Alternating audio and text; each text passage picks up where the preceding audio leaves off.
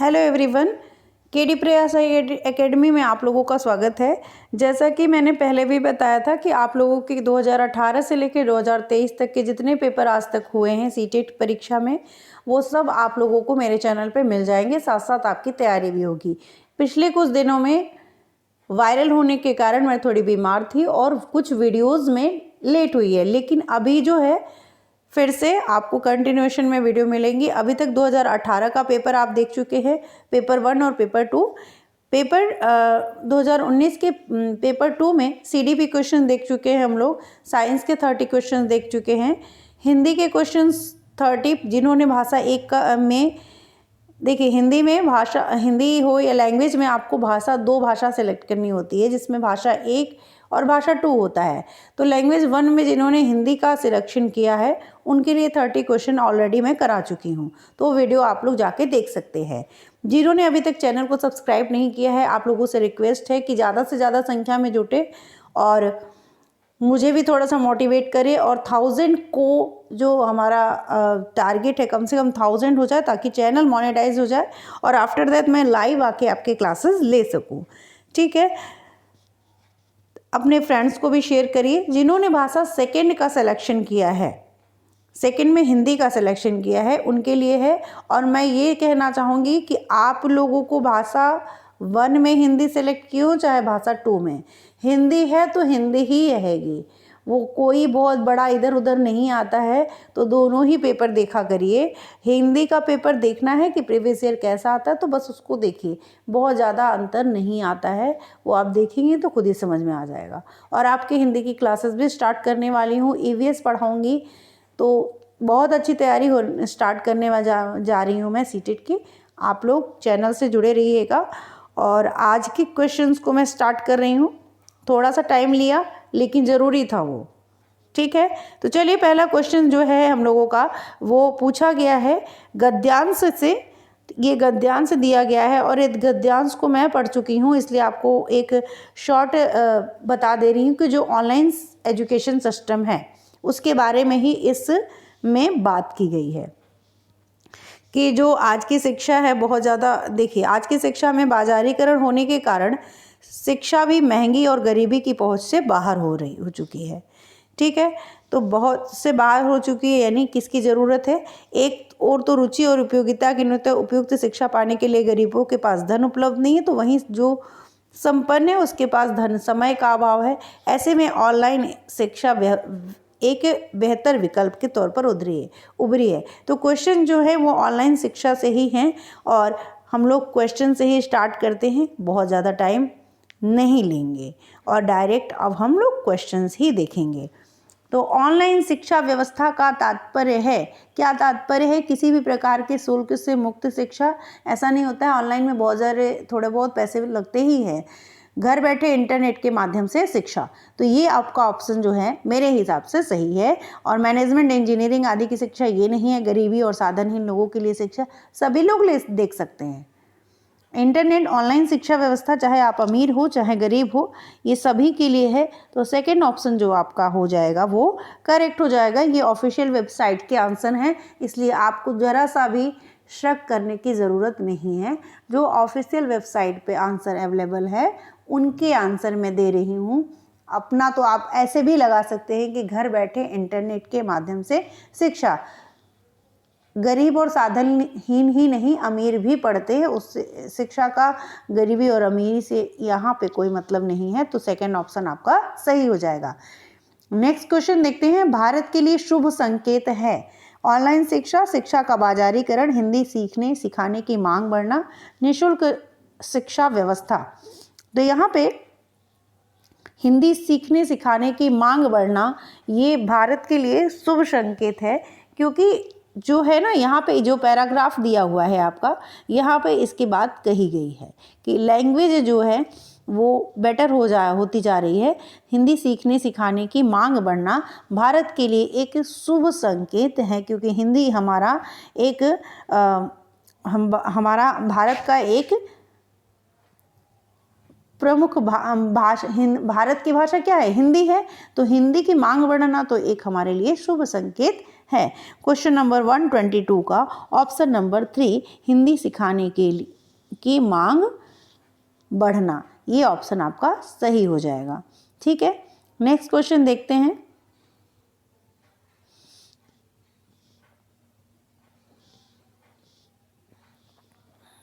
भारत में ऑनलाइन शिक्षा में निरंतर रुचि बढ़ने का उपयुक्त कारण नहीं है।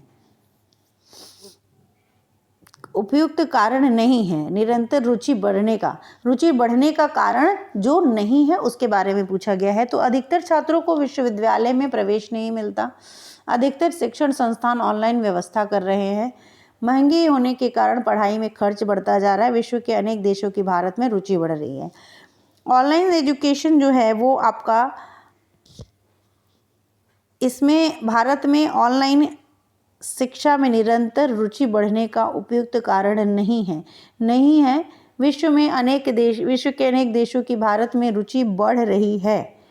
ये ऑप्शन आपका यहाँ पे करेक्ट बताया गया है। ठीक है, ये ऑप्शन जो है ये निरंतर रुचि बढ़ने का कारण नहीं है। ठीक है, क्योंकि अधिकतर छात्रों को विश्वविद्यालय में प्रवेश नहीं मिलता है, इसलिए ऑनलाइन शिक्षा जरूरी है, अच्छी होती जा रही है। अधिकतर शिक्षण संस्थान ऑनलाइन व्यवस्था अपना रहे हैं, महंगी होने के कारण पढ़ाई में बहुत ज़्यादा खर्चा बढ़ता है, इसके कारण भी महंगाई के कारण जो ऑनलाइन से एजुकेशन है वो सस्ता पड़ रहा है, ये भी एक है। विश्व में अनेक देशों में भारत में रुचि बढ़ रही है, ये कारण नहीं है ऑनलाइन शिक्षा का। तो ये वाला जो है ऑप्शन आपका option number 4 is the correct answer. ठीक है, नेक्स्ट क्वेश्चन देखते हैं। भारत ऑनलाइन शिक्षा देने वाली कंपनियों के लिए बहुत बड़ा बाजार बन गया है, क्योंकि अधिकांश युवक किन्हीं कारणों से विश्वविद्यालय शिक्षा से वंचित रह जाते हैं। आज एक दूसरे को समझने की जिज्ञासा बढ़ी है। हाँ, आप देखते हैं कि किसी के हर कोई ब्लॉग बना रहा है, तो ये सब चीज़ें ब्लॉगिंग हो रही है। तो ऑनलाइन एजुकेशन, एक लैंग्वेज को आप अगर सीखना चाहते हैं, जिस भी लैंग्वेज में आप पढ़ाई करना चाहते हैं, वो सारी चीज़ें ऑनलाइन एजुकेशन में अवेलेबल हैं। ऑनलाइन शिक्षा पाने का फैशन युवक युवतियों को आकर्षित करता है। लोगों को कोई कष्ट उठाए बिना डिग्री मिल जाती है। भैया ये तो बात आपकी सही नहीं लग रही है। ऑनलाइन शिक्षा देने वाली कंपनियों के लिए बहुत बड़ा बाजार बन गया है। क्यों बन गया है भाई? क्योंकि अधिकांश युवक जो किसी भी कारण से विश्वविद्यालय शिक्षा से वंचित रह जाते हैं, वो ऑनलाइन शिक्षा के कारण वो पढ़ पा रहे हैं। तो option number 1 is the correct answer. ठीक है, नेक्स्ट क्वेश्चन देखते हैं।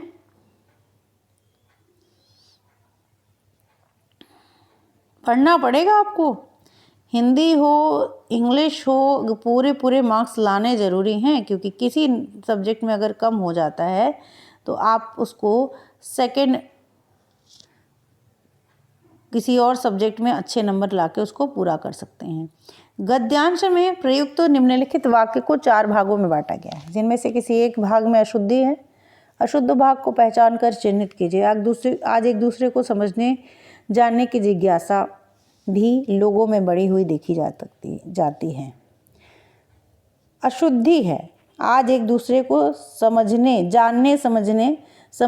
जानने नहीं होता है, जानने समझने की जिज्ञासा भी लोगों में बढ़ी हुई देखी जाती है। तो गलती कहाँ है ये हमको देखना है। तो मिस्टेक जो है वो आपकी पहले ही एक दूसरे को, ऑप्शन नंबर 1 जो है वो आपका करेक्ट हो जाएगा। ठीक है,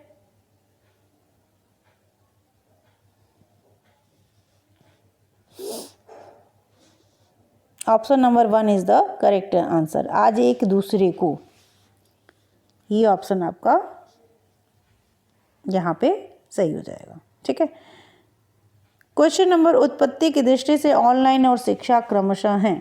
ऑनलाइन कैसा शब्द है? तत्सव है कि तद्भव है? तो ऑनलाइन आपका जो है वो कैसा शब्द है? आगत शब्द है। ठीक है, और शिक्षा ये तत्सम शब्द है। तो यहाँ पे क्वेश्चन नंबर 126 का ऑप्शन नंबर 3, जिसमें पहला ऑप्शन आपका क्या है, ऑनलाइन आगत है और शिक्षा क्या है, तत्सम है। तो ये दोनों ऑप्शन आपके सही हैं, जो कि ऑप्शन नंबर 3 में है। तो 126 का option number 3 is the correct answer. Next question देखते हैं। क्वेश्चन नंबर 127, उपयोगिता शब्द में उपसर्ग और प्रत्यय क्रमशः हैं। उपयोगिता, तो उप आपका उपसर्ग है और ता आपका प्रत्यय है। तो ये तो आपको समझ में आ रहा है। तो उप और ता कहाँ पे हैं भाई? उप और ता आपके आ जाते हैं ऑप्शन नंबर 4 में। उप और ता आपके ऑप्शन नंबर 4 में आ जाते हैं। तो ये ऑप्शन आपका करेक्ट हो जाएगा। उपसर्ग और प्रत्यय आप लोगों को पढ़ना है और ये इम्पॉर्टेंट है, आता है तो मैं पढ़ाऊंगी और आप लोग देखिएगा वीडियो को। सारी वीडियो देखिए, धीरे धीरे आप लोगों को तैयारी ना हो जाए तो आप लोग कहिएगा। आज शिक्षा गरीबों की पहुंच से बाहर होती जा रही है। सब्सक्राइब करके 1000 सब्सक्राइबर फटाफट कर दीजिए, ताकि मैं फटाफट ऑनलाइन आके आपकी क्लासेस ले सकूं। और मोटिवेशन के तौर पे कुछ आप लोग कमेंट में बता दिया करो भाई कि कैसा लग रहा है वीडियो, आपके किसी काम आ रहा है कि नहीं आ रहा है। आज शिक्षा गरीबों की पहुंच से बाहर होती जा रही है, इसका कारण क्या है भाई? क्या कारण है? गरीब अधिक गरीब होते जा रहे हैं? ऐसा नहीं है। गरीब आरक्षण का लाभ नहीं उठा पा रहे हैं। उपयुक्त व्यवस्था का सरकारीकरण हो गया है। बाजारीकरण के कारण शिक्षा महंगी हो गई है। ये वाला ऑप्शन आपका सही है, क्योंकि जो बाजारीकरण का एक है कि प्राइवेट स्कूलों में आप देखिए कि हमारी फ़ीस इतनी है तो इनकी फ़ीस इतनी, थोड़ा सा और ज़्यादा बढ़ा के है। तो इस तरीके से हर चीज़ को पहुंच से बाहर हो गई है, क्योंकि आमदनी अठन्नी और खर्चा रुपया वाला हाल हो गया है। बहुत सारी और भी चीज़ें हैं एजुकेशन के अलावा, जिनको कंप्लीट करने के लिए पेरेंट्स को खर्चे करने पड़ते हैं एजुकेशन पे ही, जबकि पूरी सैलरी का आधा पार्ट चला जा रहा है। तो हर कोई अफोर्ड नहीं कर पा रहा है, ठीक है। तो बाजारीकरण के कारण शिक्षा महंगी हो गई है। Option number 4 is the correct answer. Question number 129 देखते हैं। 129 से 135 तक आपके गद्यांश से ही क्वेश्चन पूछे गए हैं। तो आप लोगों के लिए देखिए कितना अच्छा है कि जो भी आपके पेपर में क्वेश्चन पूछे गए हैं उसके एक तरीके से आपको हिंट दे दिया गया है पेपर में। हिंदी एक ऐसा सब्जेक्ट है, या जिसकी भी जो भी लैंग्वेज है, लैंग्वेज के पेपर ऐसे ही आएंगे। तो लैंग्वेज के पेपर आपके ऐसे होते हैं जहाँ पे आप पूरा का पूरा नंबर स्कोर कर सकते हैं, और इस नंबर में जो इस सब्जेक्ट में जो लाभ उठाएंगे वो कहीं और, जैसे कि जो आपका हार्ड सब्जेक्ट है जिसमें आप नंबर कितनी भी मेहनत करें नहीं ले पा रहे हैं, उसको बैलेंस कर देगा और आपको पेपर निकालने में ईजी कर देगा। चलिए अपना क्वेश्चंस देखते हैं। और हमारा प्रश्न है, हमारे व्यवहारिक वास्तविक जीवन में भी यही सिद्धांत काम करता है। हम समाज अथवा लोगों को जो देते हैं वही हमारे पास लौट कर आता है। हम लोगों से प्यार करते हैं तो लोग भी हमें प्यार करते हैं, लेकिन यदि हम लोगों से घृणा करते हैं तो वो भी हमसे घृणा ही करेंगे, इसमें कोई संदेह नहीं है। यदि हम सबके साथ सहयोग करते हैं अथवा ईमानदार बने रहते हैं तो दूसरे भी हमारे प्रति सहयोगात्मक और ईमानदार हो जाते हैं। इसे आकर्षण का नियम कहा गया है। हम जैसा स्वभाव विकसित कर लेते हैं वैसी ही चीजें हमारी ओर आकर्षित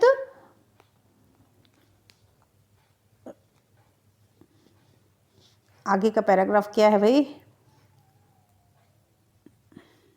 यहाँ इतना लंबा पैराग्राफ है, इसको पढ़ेंगे नहीं हम लोग। आकर्षित होती हैं, तो चीज़ें समझ में आ गई होंगी कि इसमें क्या कहा गया है। फूल और तितली, क्वेश्चन देखते हैं। फूल और तितली का उदाहरण देकर लेखक सिद्ध करना चाहता है कि, क्या सिद्ध करना चाहता है? तितली फूलों की ओर ही आकर्षित होती है, हमें जीवन को तितली जैसा बनाना चाहिए। भले लोगों को फूल और तितलियां प्रिय होते हैं, गुणीजनों को गुणवान ही आकर्षित करते हैं। तो यहाँ पे आपका ऑप्शन नंबर 4 फटाफट देखेंगे। गुणीजनों को गुणवान ही आकर्षित करते हैं। हम प्यार देंगे तो हमें भी प्यार ही मिलेगा, तो उसी तरीके से गुणीजनों को गुणवान ही आकर्षित करते हैं। Option number 4 is the correct answer. Next question देखते हैं। अब थोड़ा जल्दी जल्दी देखेंगे ताकि आप लोग भागे नहीं। आप लोग बहुत जल्दी भाग जाते हैं, और पूरा वीडियो देखा करिए। ये आपके लिए पेपर बना हुआ है, ये मेरे लिए नहीं है। मैंने सीटेट क्लियर कर लिया, मुझे जो करना था मैं कर चुकी हूँ, और आगे जो करना है उसके लिए मैं अपनी तैयारी कर रही हूँ। तो मैं भी पढ़ रही हूँ, आप लोग भी पढ़िए, और सब एक दूसरे को पढ़ते पढ़ाते रहिए और आगे बढ़ते रहिए। ठीक है। अनुच्छेद के निम्नलिखित वाक्य को 4 भागों में बांटा गया है। आपके लिए मुझे पढ़ना है कि मुझे क्या पढ़ाना है नेक्स्ट डे, उसके लिए मैं पढ़ती हूँ। पढ़ना और पढ़ाना एक टीचर का स्वभाव है और ये बने रहना चाहिए, जिसको मैं तो अपने अंदर हमेशा रखना चाहती हूँ। आप लोग भी रखिए और पढ़ते रहिए, पढ़ाते रहिए और अच्छे अच्छे नंबर लाते रहिए। 130 में क्या कहा गया है, इसमें एक भाग में अशुद्धि है, उस भाग को पहचाना। केवल मात्र बाहर से ही नहीं, मन की गहराइयों में स्वयं को सुंदर बनाना होगा। तो यहाँ पे आपका जो केवल मात्र बाहर से, केवल और मात्र दोनों एक ही चीज़ है, तो यहाँ पे ज़रूरत ही नहीं थी। तो सबसे पहला ऑप्शन ये वाला आपका option number 1 is the correct answer हो जाएगा। ये यहाँ पे अशुद्धि है। ठीक है। नेक्स्ट क्वेश्चन देखते हैं। अपने व्यवहार को व्यवस्थित और आदतों को अच्छा करने से क्या होगा? जीवन सुखी और संपन्न हो जाएगा। अच्छे लोग ही हमारे संपर्क में आएंगे। वाणी कोमल और मधुर हो जाएगी। दुर्गुण सद्गुणों में बदल जाएंगे। अपने व्यवहार को व्यवस्थित और आदतों को अच्छा करने से क्या होगा? तो अच्छा ही अच्छा होगा। अच्छे लोग ही हमारे संपर्क में आएंगे। ठीक है। यहाँ पे option number 2 is the correct answer. Next question देखते हैं।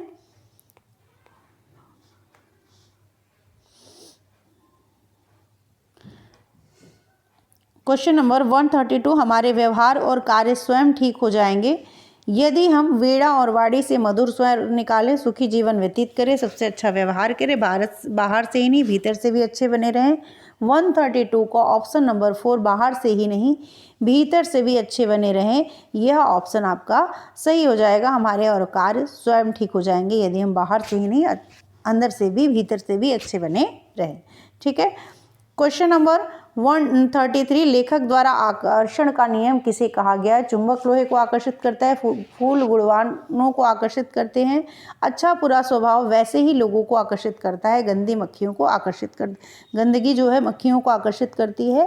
क्वेश्चन नंबर 133 का ऑप्शन नंबर 3, अच्छा बुरा स्वभाव जैसा होगा आपका वैसे ही लोगों को आकर्षित करेगा। जैसा आप होंगे वैसे ही लोग आपसे आकर्षित होंगे। बुरे हैं तो बुरे लोग आकर्षित होंगे, गुंडे हैं तो गुंडे लोग आकर्षित होंगे, एक सज्जन पुरुष है तो आपको देख के सज्जन पुरुष आकर्षित होगा। तो वही बात यहाँ पे कही गई है। ठीक है। फूल के लिए कौन सा विशेषण अनुपयुक्त है? सुवासित, रंगीन, मसृण और आकर्षित में से कौन सा विशेषण अनुपयुक्त है? उपयुक्त नहीं पूछा गया है, अनुपयुक्त पूछा गया है। आकर्षित ये अनुपयुक्त है, सुवासित, रंगीन, मसृण होता है, अनुपयुक्त वाला है। तो 134 का option number 4 is the correct answer. ठीक है। क्वेश्चन नंबर 135 देखते हैं, फटाफट देखते हैं। निम्नलिखित शब्द युग्मों में से उस युग्म को पहचानिए जो शेष से भिन्न हो। रूप स्वरूप, सद्गुण दुर्गुण, आकर्षण विकर्षण, सुंदर अति असुंदर। जितने भी लोगों ने अभी तक लाइक नहीं किया, सबसे पहले तो लाइक कर दीजिए, चैनल कर दीजिए वीडियो को, इतना तो बनता है। ठीक है। इतनी मेहनत के बाद इतना बनता है। और सब्सक्राइब भी कर लीजिएगा, फ्रेंड्स को भी शेयर करिए, जुड़े रहिए, पूरी वीडियो देखिए। अभी समय नहीं है, जॉब करते हैं, आने के बाद देखिए, जब टाइम मिले तब तक देखिए, बार बार देखिए, खुद ही तैयारी आपकी हो जाएगी, पता भी नहीं चलेगा आपको। निम्नलिखित शब्द युग्म में उस युग्म को पहचानिए। मैं तो जब तैयारी करती थी तो ऑटो में बैठ के देखती थी, जॉब करती हूँ इसलिए ऑटो में भी बैठ के देखती थी, तो सब कुछ करना पड़ता है भाई। रूप स्वरूप, सद्गुण दुर्गुण, आकर्षण विकर्षण, सुंदर असुंदर, उस युग्म को पहचानिए जो शेष से भिन्न हो। ठीक है। तो यहाँ पे आपका जो रूप स्वरूप है, आकर्षण विकर्षण, सुंदर असुंदर, सद्गुण दुर्गुण, ये जो है एक तरीके से अपोजिट है। ठीक है। लेकिन रूप और स्वरूप दोनों एक ही हैं, ये पर्यायवाची हो गए एक तरीके से। तो यहाँ पे ये चीज़ आपका अलग है। Option number 1 is the correct answer. और जो है वो शब्दों के विलोम दिए हुए हैं, सद्गुण का दुर्गुण, सुंदर का असुंदर, आकर्षण का विकर्षण। तो यहाँ पे शेष जो भिन्न है वही देखना था। तो 135 का option number 1 is the correct answer.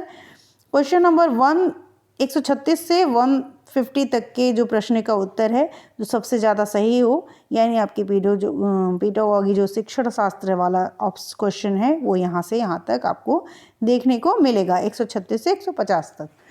ठीक है, कितना अच्छा पेपर है देखिए जरा, और आप चाहें तो पूरा पूरा नंबर ले सकते हैं। फटाफट देखेंगे इन क्वेश्चंस में। उच्च प्राथमिक स्तर पर पाठ्य पुस्तक में दिए गए विभिन्न साहित्यिक विधाओं के पाठ बच्चों को हिंदी भाषा के विभिन्न रंगतों से परिचित कराते हैं, हिंदी भाषा के प्रसिद्ध रचनाकारों से परिचित कराते हैं, हिंदी भाषा में साहित्य सृजन के लिए प्रेरित करते हैं। दर्शाए सभी विकल्प। बड़ा फटाफट वहाँ पे आंसर करने की कोशिश करिए और इतनी प्रैक्टिस करिए कि वहाँ देखते ही ऑप्शन आपको सही लगे, क्योंकि समय नहीं होता है, समय की कमी भी बहुत लोगों को फेल करवा देती है। उच्च प्राथमिक स्तर पर पाठ्य पुस्तक में दिए गए विभिन्न साहित्यिक विधाओं के पाठ बच्चों को, यहाँ पे आपका जो है ऑप्शन नंबर 4 सभी विकल्प सही हैं। विभिन्न रंगतों से परिचित कराते हैं, प्रसिद्ध रचनाकारों को से परिचित कराते हैं और साहित्य सृजन के लिए प्रेरित करते हैं, तो सभी सही है। Option number 4 is the correct answer हो जाएगा 136 का ऑप्शन नंबर 4। नेक्स्ट क्वेश्चन देखते हैं 137।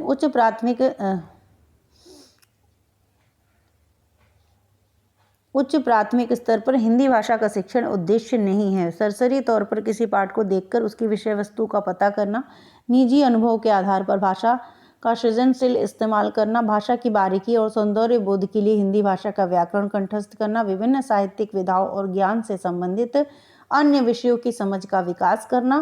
तो यहाँ पे आपका 137 का option number 3 is the correct answer. Question number 137 option number 3 is the correct answer. भाषा की बारीकी और सौंदर्य बोध के लिए हिंदी भाषा का व्याकरण कंठस्थ करना, ये जो है ये हिंदी भाषा शिक्षण का उद्देश्य नहीं है। कंठस्थ करना तो बिल्कुल होता ही नहीं, ये एक टैग वर्ड है एक तरीके से। उच्च प्राथमिक स्तर पर हिंदी भाषा सीखने में सबसे कम सहायक है। समृद्ध भाषा परिवेश की उपलब्धता, पाठ्य पुस्तकों का प्रयोग, संचार माध्यमों का प्रयोग, अन्य विषयों की भाषा और कक्षाओं में भाषा पर ध्यान देना। तो जो सबसे कम सहायक है वो ऑप्शन नंबर 2 पाठ्य पुस्तकों का प्रयोग। पाठ्य पुस्तक का प्रयोग किया जाता है। उच्च प्राथमिक स्तर की बात नहीं की गई है, यहाँ पे ध्यान देने लायक है कि उच्च प्राथमिक स्तर पर बात की गई है। तो हिंदी भाषा सीखने में सबसे कम सहायक है पाठ्य पुस्तकों का प्रयोग। ठीक है, option number 2 is the correct answer. ये ऑफिशियल आंसर है, इसलिए इसमें थोड़ा सा भी शक करने की जरूरत नहीं है। उच्च प्राथमिक स्तर पर बच्चों के लिए साहित्य का चयन करते समय आप किस बात का सर्वाधिक ध्यान रखेंगे? रचनाकार की प्रसिद्धि, रचनाओं की लंबाई, बच्चों का स्तर और रुचि, सरल भाषा। तो सबसे पहले एजुकेशन बच्चों के लिए है, तो बच्चों की स्तर और उसकी रुचि, किस क्लास के बच्चे हैं, उनका बच्चों की रुचि क्या है, उस बात पे हमें विशेष ध्यान देना है, सर्वाधिक ध्यान देना है। तो सबसे ज़्यादा option number 3 is the correct answer. बच्चों का स्तर और रुचि इज द राइट आंसर। ठीक है, नेक्स्ट क्वेश्चन है उच्च प्राथमिक स्तर पर बच्चों के भाषा आकलन में सर्वाधिक प्रभावी प्रश्न है। रूप बदल कर बादल किसान के कौन से सपनों को साकार करेगा? बादलों के गिराने पर कवि किसान को उठने के लिए क्यों कहता है? जब हरा खेत लहराएगा तो क्या होगा? तुम भी अपने ढंग से तनिक शब्द का इस्तेमाल करते हुए 5 वाक्य बनाओ। क्या कहा गया है? बच्चों के भाषा आकलन में सबसे ज़्यादा प्रभावी प्रश्न कौन सा है? तो किस तरीके के प्रश्नों को टीचर यूज करता है? सबसे ज़्यादा प्रभावी कौन सा है? क्वेश्चन नंबर 140 का option number 4 is the correct answer. तुम भी अपने ढंग से तनिक शब्द का, यानी बच्चा खुद की अपनी जगह उसको कर रहा है, अपने हिसाब से वाक्य को बनाएगा। तो यहाँ पे सबसे उपयुक्त शब्द प्रश्न यही है। Option number 4 is the correct answer. 140 option number 4। ठीक है, नेक्स्ट क्वेश्चन देखते हैं। नेक्स्ट क्वेश्चन 40 क्वेश्चन नंबर 41 और 50 तक है आपकी। अपनी मातृभाषा में किसान पर लिखी गई कविता को अपने मित्रों व शिक्षकों को सुना। हिंदी भाषा की पाठ्य पुस्तक में यह प्रश्न मनोरंजन, कक्षा में मनोरंजन का साधन है, कक्षा में बच्चों को गीत गाने का अवसर देता है, कक्षा में बहुभाषिक संदर्भ को पोषित करता है, कक्षा में समय के सदुपयोग का उत्कृष्ट उदाहरण है। 141 का option number 3 is the correct answer. फटाफट देखेंगे, लेकिन सभी लोग सब्सक्राइब और लाइक जरूर करिएगा, कमेंट करके जरूर बताइएगा कि वीडियो कैसी लग रही है। नेक्स्ट वीडियो आपको, नेक्स्ट कौन से सब्जेक्ट का आपको प्रीवियस ईयर चाहिए, किस ईयर का चाहिए, ये सब आप लोग कमेंट करके बताते रहिए। चलिए देखते हैं क्वेश्चन नंबर 144 का option number 3 is the correct answer. Next question, उच्च प्राथमिक स्तर पर बच्चों के भाषा प्रयोग का आकलन करने में सबसे कम प्रभावी क्या है? पोर्टफोलियो, अवलोकन, बातचीत, जांच सूची। तो सबसे कम प्रभावी की बात की गई है। क्वेश्चन नंबर 142 का ऑप्शन नंबर 4 जांच सूची जो है वो सबसे कम प्रभावी है। ठीक है, उच्च प्राथमिक स्तर पर बात की जा रही है सारी कुछ। राधिका 7वीं कक्षा में पढ़ाते हुए बच्चों को नाम संबंधी कुछ उदाहरण देती है, फिर संज्ञा के बारे में समझाती है। राधिका द्वारा प्रयुक्त विधि कौन सी है? निगमन विधि, आगमन विधि, सूत्र विधि और भाषा संसर्ग विधि। कितनी विधियां हैं? सबको पढ़ना जरूरी है, सबको अलग अलग से समझना जरूरी है। वीडियो बनेगी उसको देखिएगा, पहले प्रश्न देखिए कि ये सब आता है, इसीलिए प्रीवियस ईयर करा रही हूँ। किस तरीके के प्रश्न आते हैं वो देखते रहिए। तो यहाँ पे क्वेश्चन नंबर 143 का option number 2 is the correct answer. यहाँ पे आगमन विधि का प्रयोग किया गया है। ठीक है, समझाऊंगी तो लेट हो जाएगा, इसलिए समझाने के लिए अलग वीडियो। 8वीं कक्षा में पढ़ाने वाली अली अक्सर बच्चों के गलत शब्दों के नीचे शब्द का ठीक रूप लिखकर दोनों में अंतर करने के लिए कहते हैं। इसका मुख्य उद्देश्य क्या है? बच्चों को उनकी गलती का अनुभव कराना, शब्दों की सही वर्तनी की जानकारी देना, अवलोकन द्वारा सही वर्तनी की ओर ध्यान आकृष्ट करना, आकलन को लचीला और सुविधापूर्ण बताना।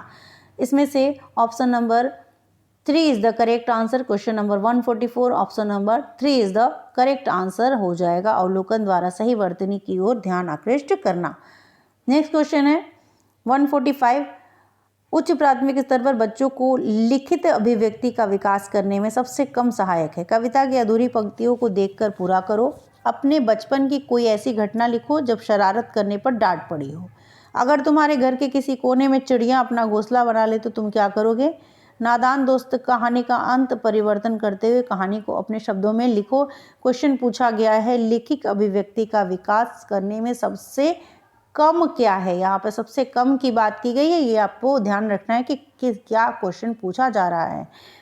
तो कविता की अधूरी पंक्तियों को देखकर पूरा करो, यानी आपको रटा हुआ है तो आप तुरंत कर लेंगे। यहाँ पे कोई बहुत ज़्यादा अभिव्यक्ति नहीं हो रही, तो सबसे कम अभिव्यक्ति का अवसर यहाँ पे मिल रहा है। ये ऑप्शन आपका सही हो जाएगा। 145 का option number 1 is the correct answer. 5 question और देखेंगे आज, और उसके बाद हम लोग नेक्स्ट सब्जेक्ट का देखेंगे। जैसे सोशल का बचा हुआ है, अभी संस्कृत लैंग्वेज बचा है, इंग्लिश में भी शायद पार्ट 2 बचा हुआ है, ये देखना पड़ेगा मुझे, या तो मैं करा चुकी हूँ। तो वीडियोज़ आप लोग देख लीजिएगा। और क्वेश्चन नंबर 146, अभी तक लाइक नहीं किया हो तो फटाफट लाइक कर दीजिए, फटाफट सब्सक्राइब कर लीजिए, कमेंट में बताइए नेक्स्ट वीडियो किस पे चाहिए और कितनी तैयारी आप लोगों ने कर ली है, कितना कौन सा पेपर आप लोग दे रहे हैं, वो सब कुछ आप लोग कमेंट कर में बताइए। कम बच्चों में पढ़ने लिखने की कुशलता के विकास में सर्वाधिक सहायक है सुलेख का कार्य, श्रुतलेख का कार्य, कहानी पढ़कर सवाल बनाना, प्रदूषण पर निबंध लिखना। तो 146 का option number 3 is the correct answer. आपका कहानी पढ़कर सवाल बनाना इज द करेक्ट आंसर। ये बच्चों के सर्वाधिक सहायक है। कक्षा का बहुभाषिक संदर्भ यह मांग करता है कि बच्चों की मातृभाषा को कक्षा में स्थान दिया जाए, बच्चों की मातृभाषा को ही पढ़ाया जाए, बच्चों को चार भाषाएं पढ़ाई जाए, बच्चों को भाषा आकलन बिल्कुल ना हो। 147 option number 1 is the correct answer. बच्चों की मातृभाषा को कक्षा में स्थान दिया जाए। ठीक है, उच्च प्राथमिक स्तर पर हिंदी भाषा शिक्षण का एक महत्वपूर्ण उद्देश्य है बोलने की क्षमता के अनुरूप लिखने की क्षमता का विकास, हिंदी के व्याकरणिक बिंदुओं को कंठस्थ करना, हिंदी भाषा के विविध स्वरूपों की जानकारी देना, हिंदी भाषा में अनुदित सामग्री को पढ़ना। यहाँ पे उच्च प्राथमिक स्तर पर 148 का option number 3 is the correct answer. Hindi भाषा के विविध स्वरूपों की जानकारी देना। उच्च प्राथमिक स्तर पर मुहावरे और लोकोक्तियों के शिक्षण के संदर्भ में सर्वाधिक महत्वपूर्ण है उनकी परिभाषा याद करना, उनके अर्थ जानना, उनका क्रम याद रखना, संदर्भानुसार उनका प्रयोग करना। तो 149 का option number 4 is the correct answer. संदर्भ के अनुसार उनका प्रयोग करना। संदर्भ के अनुसार का मतलब होता है भाव समझकर, उसका अर्थ समझकर उसका प्रयोग करना। ठीक है, तो सबसे ज़्यादा महत्वपूर्ण यही है। 149 का option number 4 is the correct answer. जिन जिन लोगों ने अभी तक लाइक नहीं किया है, लाइक कर दीजिए, चैनल को सब्सक्राइब कर लीजिए और 1000 सब्सक्राइबर कंप्लीट करने में मुझे फटाफट जितना हो सके आप लोगों से सपोर्ट करिए। आप लोगों से ही सपोर्ट चाहिए, आप लोगों को बढ़ा रही हूँ। आप ही लोग स्टूडेंट तो हैं, टीचर हैं, जो भी हैं, आप लोग ही हेल्प करेंगे तभी मैं आगे बढ़ सकती हूँ। कक्षा के बहुभाषिक और बहुसांस्कृतिक संदर्भों के प्रति संवेदनशीलता का विकास करना भाषा नीति की जटिल समस्या है। हिंदी भाषा शिक्षण के प्रति अरुचि का कारण है। हिंदी भाषा शिक्षण में एक जटिल समस्या है। हिंदी भाषा शिक्षण का एक मुख्य उद्देश्य है। ठीक है, 150 का option number 4 is the correct answer. और यहाँ पे हमारा हिंदी का जो है पोर्शन पेपर भाग 1 का जिन्होंने सिलेक्शन किया था उनके भी क्वेश्चन करा चुकी हूँ। भाग 2 में हिंदी भाषा का जिन्होंने सिलेक्शन किया है उनके भी क्वेश्चन करा चुकी। तो यहाँ पे हमारी हिंदी होती है 2019 की कंप्लीट। पेपर 2 के लिए पेपर 1 फटाफट कराने वाली हूँ और इसके भी और सब्जेक्ट जो संस्कृत का भी मैं कराने वाली हूँ इसमें लैंग्वेज में, और संस्कृत, हिंदी, इंग्लिश और संस्कृत, ये 3 लैंग्वेज में लेके चल रही हूँ।